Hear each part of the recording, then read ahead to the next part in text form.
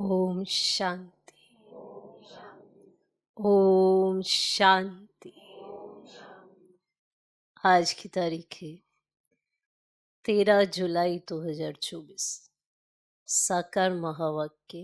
बाबा कहते मीठे बच्चे, रक्षाबंधन का पर्व प्रतिज्ञा का पर्व है जो संगम युग से ही शुरू होता है। अभी तुम पवित्र बनने और बनाने की प्रतिज्ञा करते हो। बाबा कहते मीठे बच्चे, रक्षाबंधन का पर्व प्रतिज्ञा का पर्व है जो संगम युग से ही शुरू होता है। अभी तुम पवित्र बनने और बनाने की प्रतिज्ञा करते हो। आज का प्रश्न, तुम्हारे सब कार्य किस आधार पर सफल हो सकते हैं? नाम बाला कैसे होगा? तुम्हारे सब कार्य किस आधार पर सफल हो सकते हैं? नाम बाला कैसे होगा? उत्तर, ज्ञान बल के साथ योग का भी बल हो।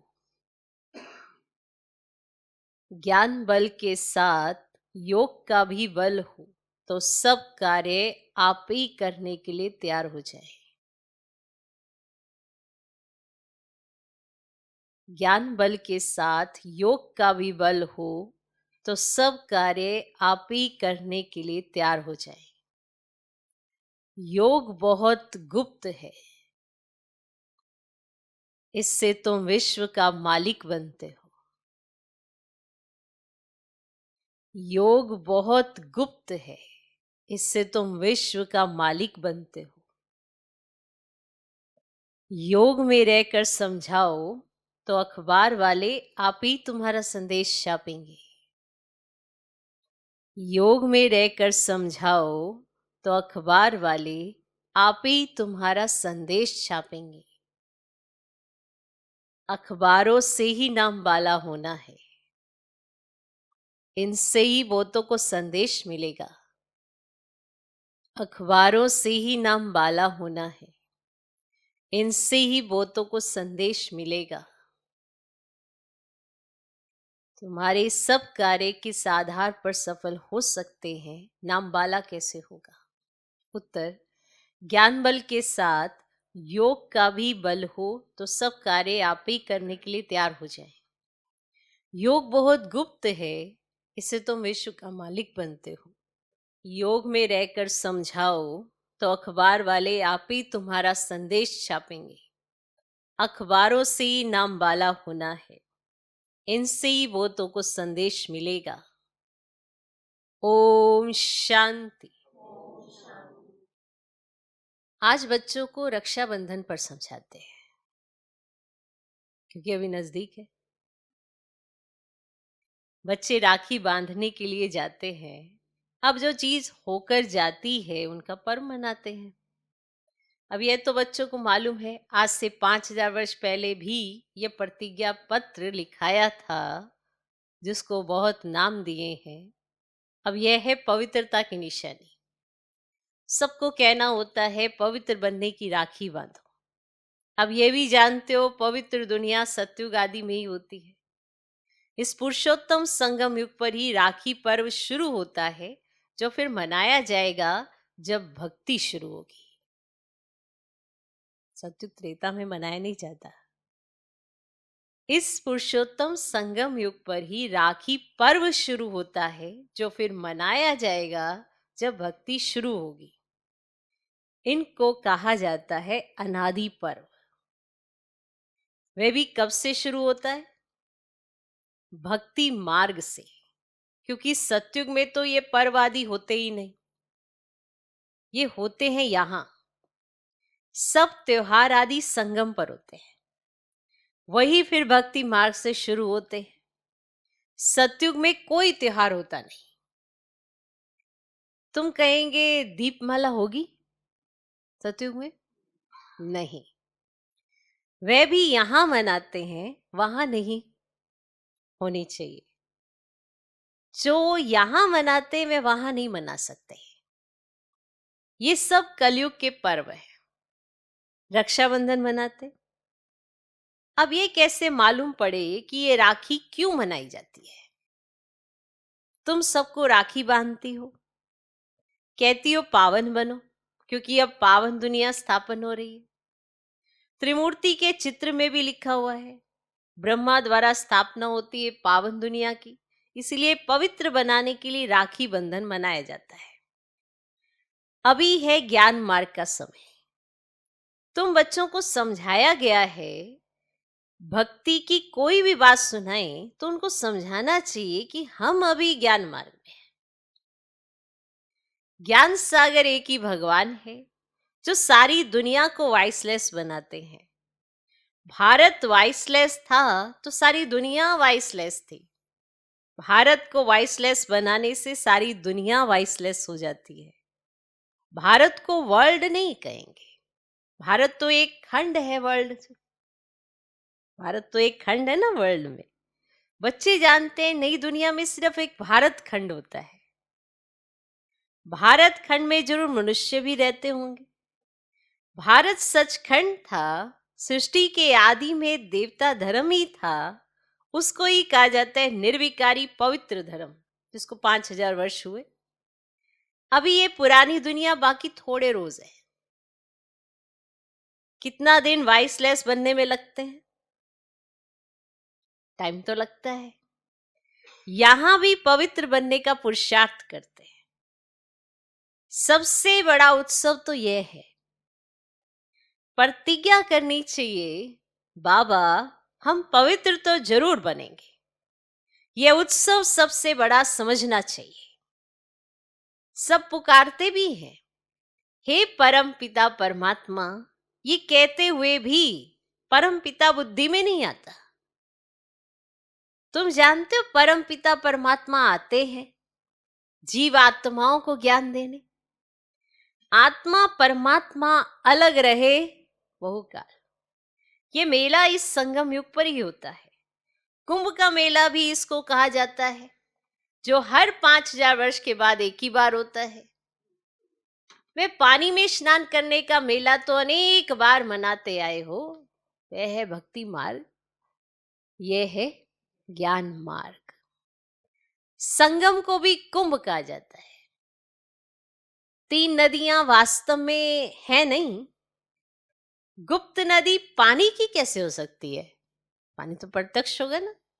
गुप्त नदी पानी की कैसे हो सकती है? बाप कहते हैं तुम्हारी ये गीता गुप्त है। तो यह समझाया जाता है, तुम योग बल से विश्व की बादशाही लेते हो, इसमें नाच तमाशा आदि कुछ भी नहीं है। वह भक्ति मार्ग पूरा आधा कल्प चलता है और ये ज्ञान चलता है एक लाइफ। फिर 2 युग है ज्ञान की प्रारब्ध, ज्ञान नहीं चलता है। 2 युग ज्ञान की प्रारब्ध चलती है, ज्ञान नहीं चलता है। भक्ति तो द्वापर कलयुग से चली आई है। ज्ञान सिर्फ एक ही बार मिलता है, फिर उसकी प्रारब्ध 21 जन्म चलती है। अभी तुम्हारी आंखें खुली हैं? आगे तुम अज्ञान नींद में थे। अब राखी बंधन पर ब्राह्मण लोग राखी बांधते हैं। तुम भी ब्राह्मण हो। वह है कुक वंशावली और तुम हो मुख वंशावली। और भक्ति मार्ग में कितनी अंधश्रद्धा है, दुबन में फंसे हुए हैं। दुबन में पांव फंस पड़ते हैं ना, दुबन माना दलदल। तो भक्ति की दुबन में मनुष्य फंस जाते हैं और एकदम गले तक आ जाते हैं, तब बाप फिर आते हैं बचाने। जब बाकी चोटी रहती है ना, पकड़ने के लिए तो चाहिए ना। तो बच्चे बहुत मेहनत करते हैं समझाने की। करोड़ों मनुष्य हैं, एक एक के पास जाना मेहनत लगती है। और तुम्हारी बदनामी अखबारों द्वारा हुई है कि ये भगाते हैं, घर बार छुड़ाते हैं, बहन भाई बनाते हैं। और शुरू की बात कितनी फैल गई, अखबारों में धूम मच गई। अब एक एक को तो समझा नहीं सकते, फिर तुम्हें अखबारें ही काम में आएंगी। अखबारों द्वारा ही तुम्हारा नाम बाला होगा। अभी विचार करना है, क्या करे जो समझे, क्या करे जो समझे। रक्षाबंधन का अर्थ क्या है? जबकि बाप आए ना पावन बनाने, तो तब बाप ने बच्चों से पवित्रता की प्रतिज्ञा ली है। पतितों को पावन बनाने वाले ने राखी बांधी है। तो श्री कृष्ण का जन्म मनाते हैं। वे जरूर गद्दी पर बैठा होगा। कारोनेशन कभी दिखाते नहीं है। सतयुग आदि में लक्ष्मी नारायण थे, उनका कारोनेशन हुआ होगा। प्रिंस का जन्म मनाते हैं, फिर कारोनेशन कहाँ? दिवाली पर कारोनेशन होती है, बड़ा भव्य होता है, तो वह है ना सतयुग का। तो संगम की जो बात है वे वहां होती नहीं। घर घर में रोशनी यहाँ होने की है, वहां दीपमाला आदि नहीं मनाते हैं। वहां तो आत्माओं की ज्योति जगी हुई है, वहां फिर कारोनेशन मनाया जाता है, ना कि दीपमाला। जब तक आत्माओं की ज्योति नहीं जगी है तो वापस जा नहीं सकते। तो अब ये तो सब पतित है, उनको पावन बनाने के लिए सोच करना है। तो बच्चे सोच कर जाते बड़े बड़े आदमियों के पास, और बच्चों की बदनामी हुई अखबारों द्वारा, फिर नाम भी इन द्वारा होगा। थोड़ा पैसा दो तो अच्छा डालेंगे। अब तुम पैसे कहाँ तक देंगे? पैसे देना भी रिश्वत है, पैसे देना भी रिश्वत है, बेकायदे हो जाता है। और आजकल रिश्वत बिगड़ तो काम ही नहीं होता है। तुम भी रिश्वत दो, वो लोग भी रिश्वत दें, तो दोनों एक हो जाए, तो दोनों एक जैसे हो गए ना। तुम्हारी बात है योग बल की। योग बल इतना चाहिए जो तुम कोई से भी काम करा सको। भू भू करते रहना है। ज्ञान का बल तो तुम्हारे में भी है, इन चित्रों आदि में ज्ञान है, योग गुप्त है। तो अपने को आत्मा समझ बाप को याद करना है, और वेद का वर्षा लेने के लिए तो वह है ही गुप्त, जिससे तुम विश्व के मालिक बनते हो। कहाँ भी बैठ तुम याद कर सकते हो, कहाँ भी बैठ कर याद कर सकते हो। सिर्फ यहाँ बैठकर योग नहीं, साधना है। ज्ञान और योग तो दोनों सहज है। सिर्फ 7 रोज का 7 दिन का कोर्स लिया बस, जास्ती दरकार नहीं। फिर तुम जाकर औरों को आप समान बनाओ। बाप ज्ञान का, शांति का सागर है। ये 2 बातें हैं मुख्य। इनसे तुम शांति का वर्षा ले रहे हो, तो याद भी बड़ी सूक्ष्म है। तुम बच्चे भल बाहर में चक्कर लगाओ, बाप को याद करो। पवित्र बनना है, देवी गुण भी धारण करना है, कोई भी अवगुण नहीं होना चाहिए। काम का भी भारी अवगुण है। बाप कहते अब तुम पतित मत बनो। भली स्त्री सामने हो, तुम अपने को आत्मा समझ मुझ बाप को याद करो।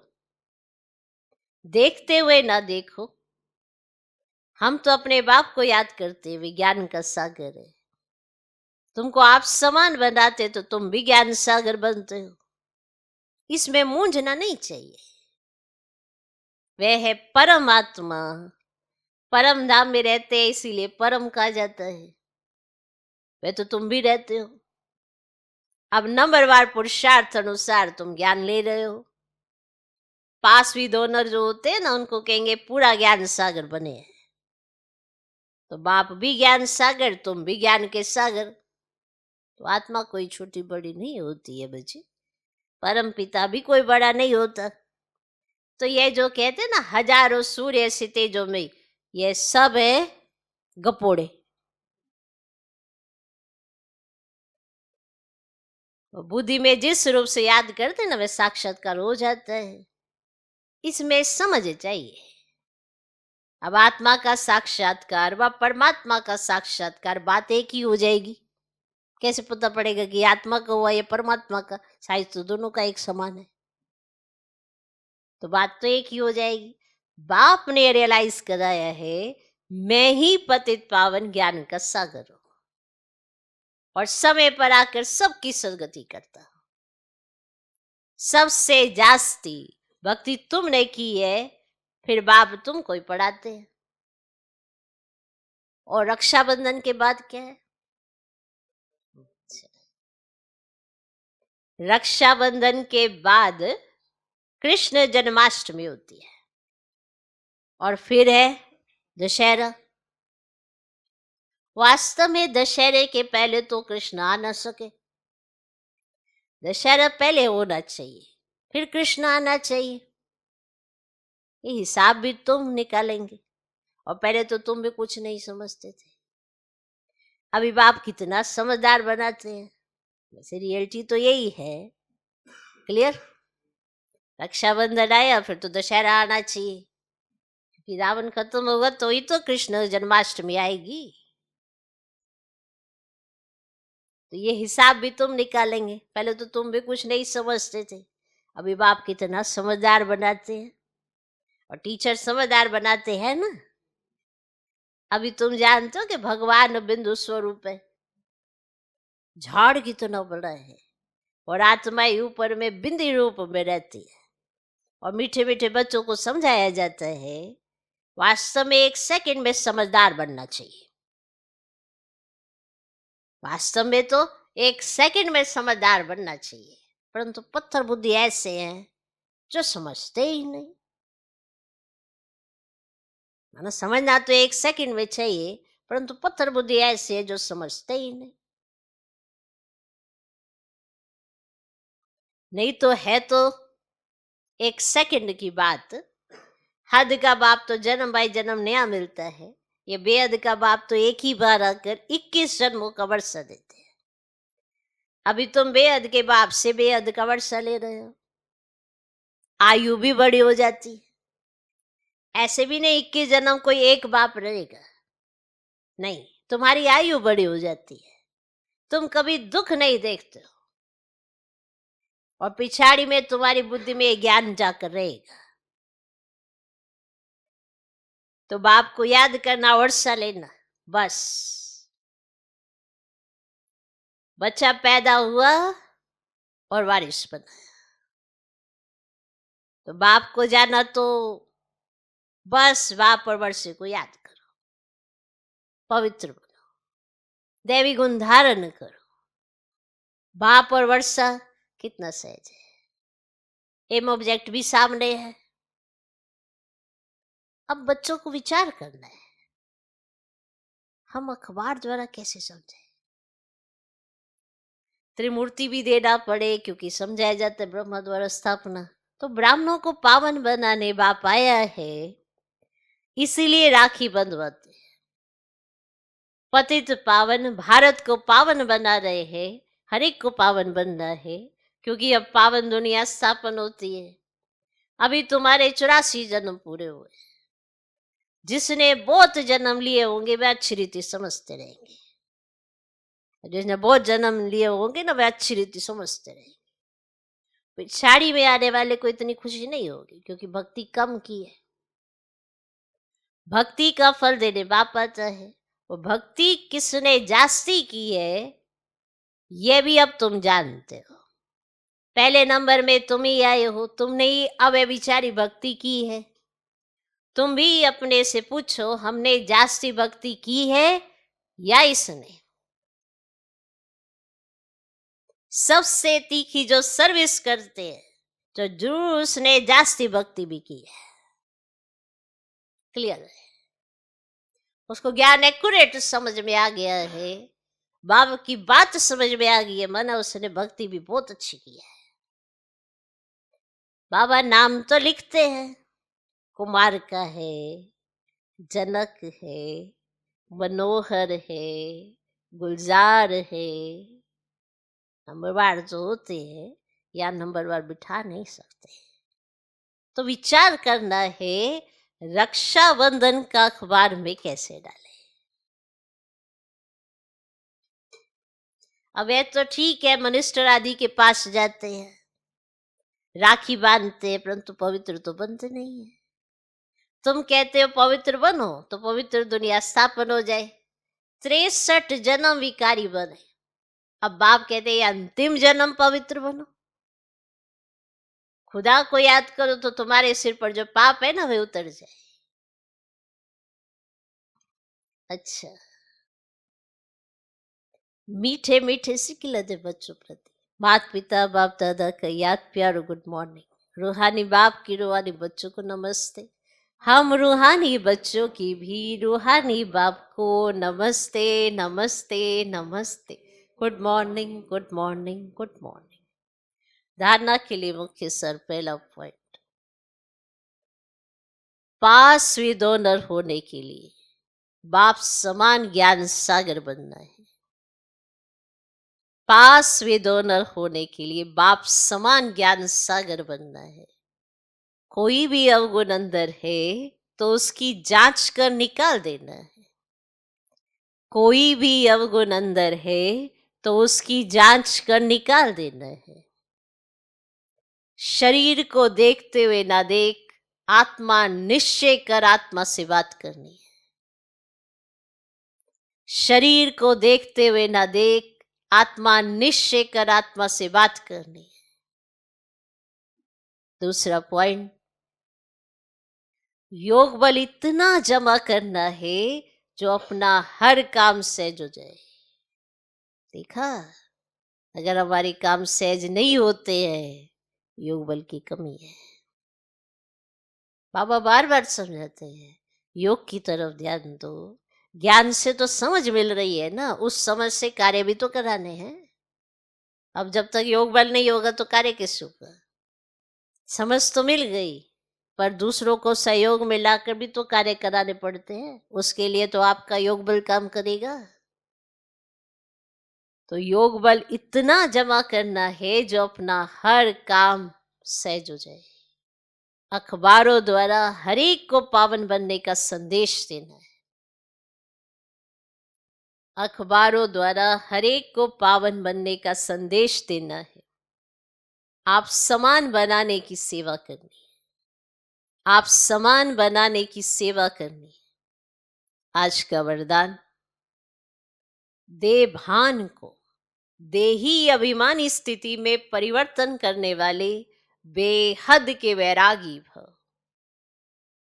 देभान को देही अभिमानी स्थिति में परिवर्तन करने वाले बेहद के वैरागी भव। चलते चलते यदि वैराग्य खंडित होता है तो उसका मुख्य कारण है देभान। जब तक देभान का वैराग्य नहीं है तब तक कोई भी बात का वैराग्य सदा काल नहीं रह सकता। जब तक देभान का वैराग्य नहीं है तब तक कोई भी बात का वैराग्य सदा काल नहीं रह सकता। संबंध से वैराग्य ये कोई बड़ी बात नहीं है। वह तो दुनिया में भी कईयों को वैराग्य आ जाता है, लेकिन यहां देभान के जो भिन्न भिन्न रूप है उन्हें जानकर देभान को देही अभिमानी स्थिति में परिवर्तन कर देना, यह विधि है बेहद के वैरागी बनने की। जैसे संबंधों का वैराग्य होता है ना, वो तो दुनिया में भी कईयों को हो जाता है, उसमें कोई बड़ी बात नहीं है, पर ये देभान का वैराग्य चाहिए। तो देभान को देही अभिमानी स्थिति में परिवर्तन कर देना, यह विधि है बेहद के वैरागी बनने की। आज का स्लोगन, संकल्प रूपी पांव मजबूत हो तो काले बादलों जैसी बातें भी परिवर्तन हो जाएंगी। संकल्प रूपी पांव मजबूत हो, आपने संकल्प किया, उसमें दृढ़ता है, और जहां दृढ़ता है वहां सफलता है ही है, ये तो हम जानते हैं। तो दृढ़ संकल्प अगर है तो चाहे कैसी भी परिस्थितियां हो, बाबा ने कहा काले बादलों जैसी परिस्थितियां हो, उन्हें परिवर्तन होना ही है, क्योंकि दृढ़ संकल्प है। तो दृढ़ता सफलता की चाबी भी है। तो संकल्प रूपी पांव मजबूत हो तो काले बादलों जैसी बातें भी परिवर्तन हो जाएगी। ओ ओम शांति।